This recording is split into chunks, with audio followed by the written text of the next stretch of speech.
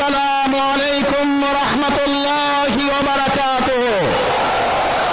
সংগ্রামী ভাই এবং বন্ধুগণ, আজকের বরিশাল বিভাগে এই সমাবেশ মূলত আমাদের এই বরিশাল অঞ্চলের সেই খ্যাতিমান কোরআনের পাখি আল্লামা হযরত দেলোয়ার হোসেন সাঈদী রাহমাতুল্লাহকে অন্যায়ভাবে মেডিকেল ক্লিনিকের মাধ্যমে হত্যার প্রতিশোধ নিয়ে একটি ইসলামী কল্যাণ রাষ্ট্র প্রতিষ্ঠার সমাবেশ।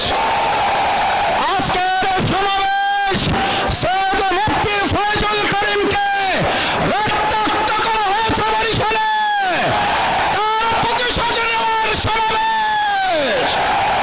সংগ্রামী বন্ধুগণ, আজকের এই সমাবেশের মধ্য দিয়ে বরিশালবাসী জানিয়ে দিতে চায়, দক্ষিণ অঞ্চলের এই আলেমার ঘাঁটি, সার্সিয়ার ঘাঁটি, চরমনাইয়ের ঘাঁটি, আল্লামা দেলোয়ার হোসেন সাঈদীর ঘাঁটি, ইসলামপন্থীদের ঘাঁটি, প্রত্যেকটি আসন থেকে ইসলামপন্থী আন্দোলনের বিজয় হবে।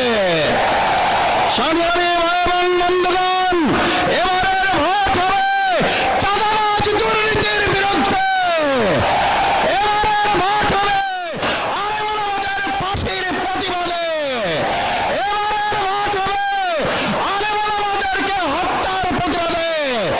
এবারের ভোট দিয়ে যারা কেন্দ্র দখল করে ইলেকশন ইঞ্জিনিয়ারিং এর চিন্তা করছেন, স্পষ্ট ভাষায় এই বেল্ট পার্কের লক্ষ জনতার দিকে তাকিয়ে দেখুন।